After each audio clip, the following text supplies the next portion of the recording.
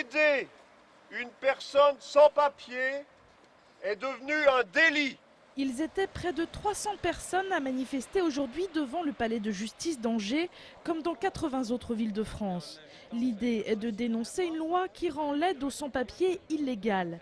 Les délinquants solidaires, c'est le nom qu'ils se sont donné, pointent du doigt notamment la garde à vue d'un responsable d'Emmaüs à Marseille, accusé dernièrement d'avoir aidé un sans-papier.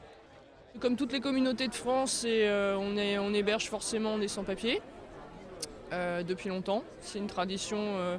À Emmaüs, on pratique l'accueil inconditionnel. C'est un des fondements du mouvement et on ne sort pas de là. Je ne me sens pas délinquante en aidant des sans-papiers. Pour moi, c'est quelque chose de logique. On n'a pas à être poursuivi pour aider des gens qui sont, faut pas l'oublier, d'abord des gens qui souffrent et qui ont besoin d'aide.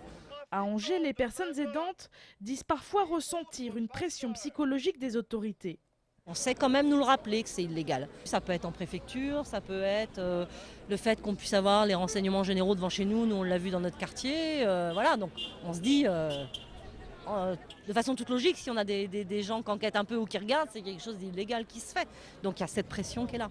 Le Parti socialiste a d'ores et déjà déposé une proposition de loi visant à dépénaliser le délit de solidarité. Elle sera examinée le 30 avril prochain.